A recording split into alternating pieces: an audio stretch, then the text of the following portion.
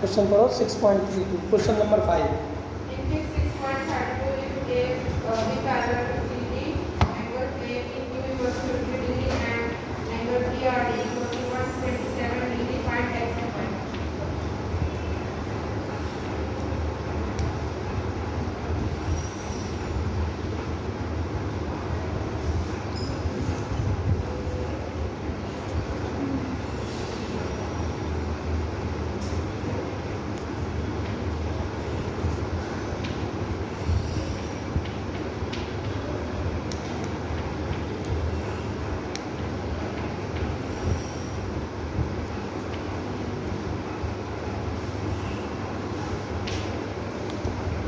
x और y की value हमें फाइंड आउट करना है।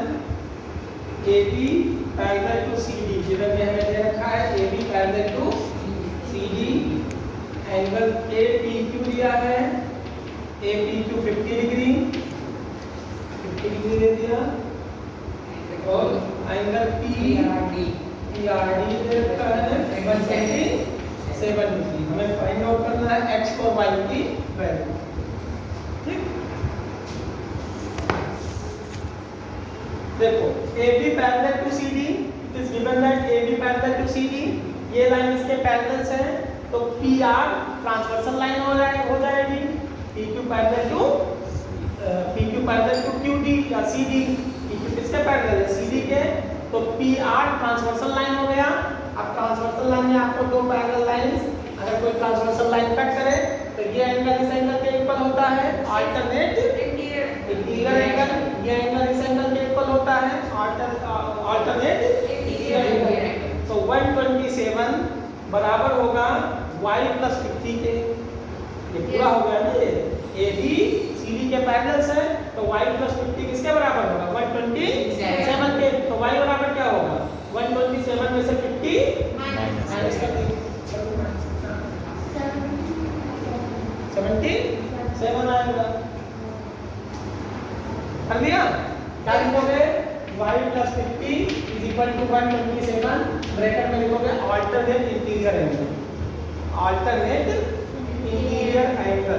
तो y = 127 - 50 माइनस करो 77 डिग्री आ गया y की वैल्यू। क्लियर। PQ भी ट्रांसवर्सल लाइन है, तो ये एंगल x किसके बराबर होगा, 50 के, अल्टरनेट इंटीरियर एंगल। x = क्या हो जाएगा, 50 degree, alternate interior angle. PQ के आप लिख लेना, taken PQ as a transversal line, taken PQ as a transversal line. इसमें लिखना taken PR as a transversal line. समझ में आया, taken PR as a transversal line, इसमें taken PQ as a transversal line. अभी तो अल्टरनेट इंटीरियर एंगल लिखोगे। Clear. अगला क्वेश्चन करते हैं, क्वेश्चन नंबर 6 रब करूं।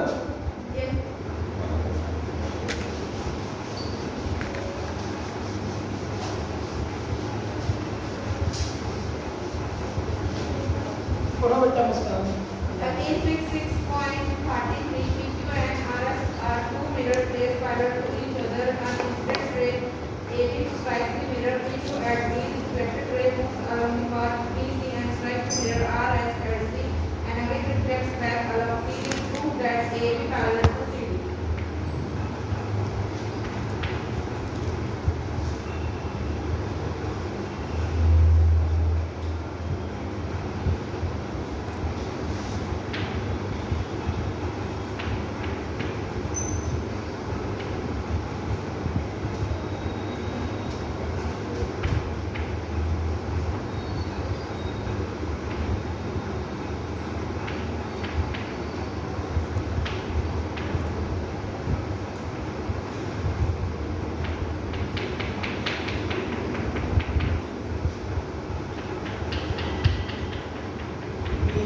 एंड RS दो प्लेन मिरर्स हैं, तो एक प्लेन मिरर में एक पोर्शन पॉलिश होता है, इधर रेज नहीं जा सकती, शीशा जब आप देखते हो तो पीछे क्या होता है, कवर लगा होता है, पॉलिश कर दिया जाता है।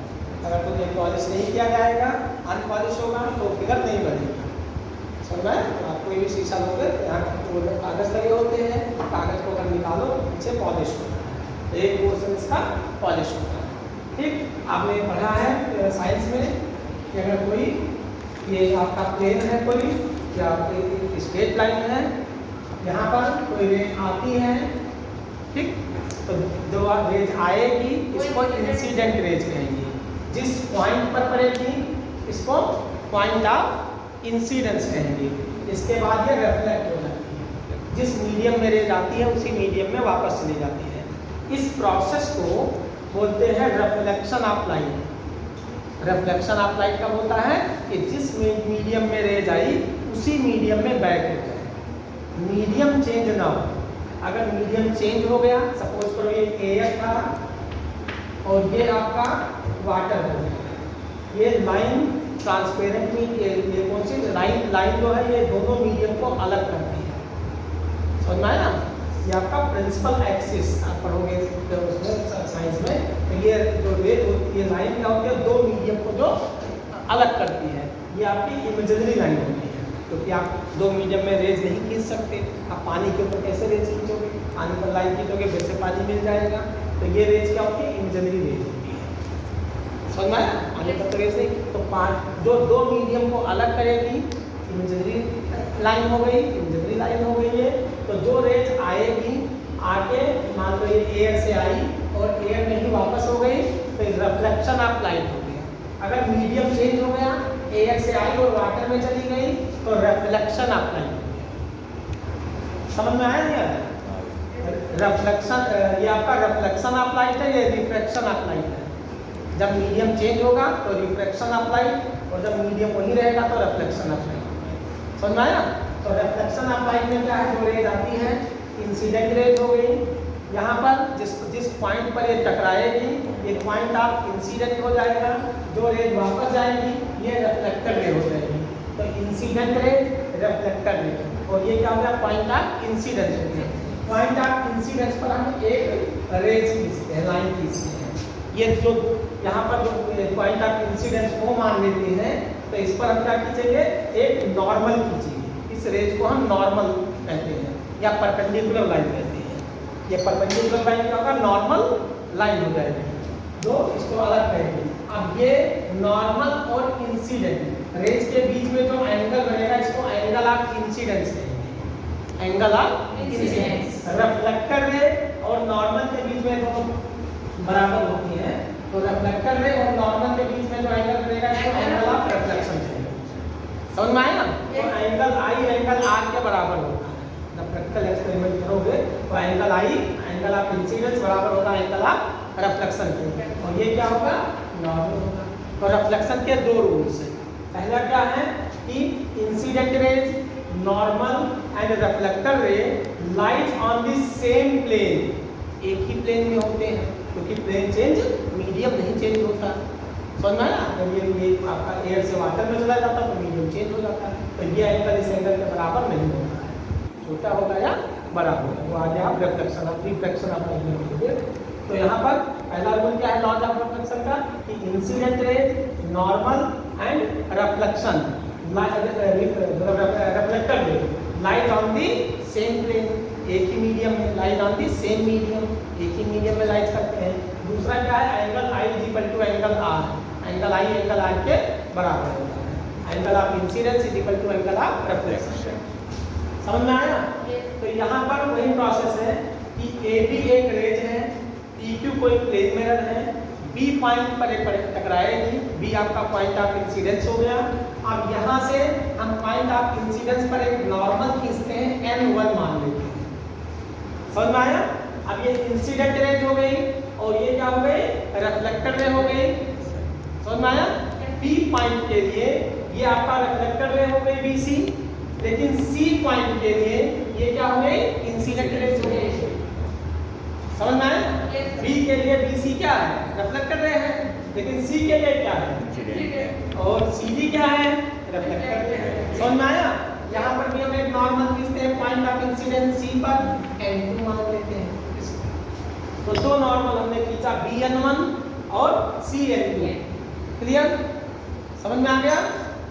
लॉज ऑफ रिफ्लेक्शन के दो रूल्स हैं, बताया। पहला रूल्स क्या था कि incident ray, reflector ray, point of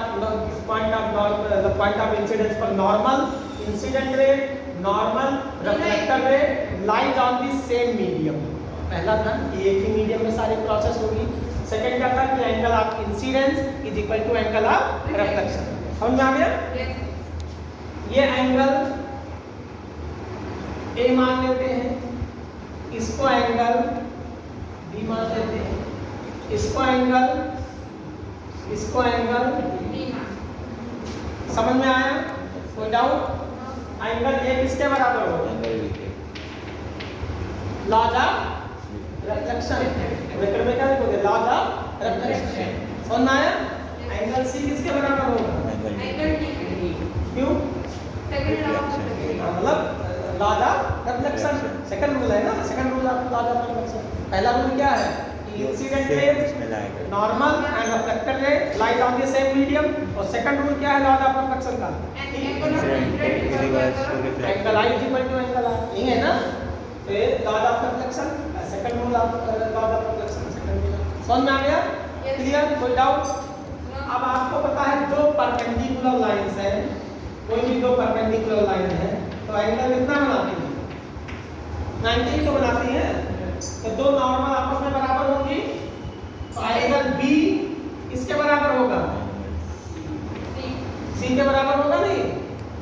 angle B किसके बराबर होगा? क्योंकि ये दोनों क्या है? परपेंडिकुलर नहीं है, नॉर्मल। दोनों परपेंडिकुलर नॉर्मल है तो नॉर्मल आपस में क्या होंगे? बराबर होंगे। तो यहाँ पर एंगल B बराबर होगा एंगल C। जब एंगल B एंगल C के बराबर है और B किसके बराबर है? A के। और C किसके बराबर है? D के। तो इसका मतलब B एंगल B जब C के बराबर है तो इन दोनों का सम किसके बराबर होगा? इन दोनों के सम क्या होगा? समझ में आया ना? जब ये एंगल का सम इस एंगल के सम के बराबर हो गया और ये कैसी लाइन हो गई? ट्रांसवर्सल लाइन हो गई। तो ये लाइन AB किसके पैरेलल होगी? CD। क्योंकि अगर अल्टरनेट इंटीरियर एंगल बराबर हो तो लाइन पैरेलल होगी।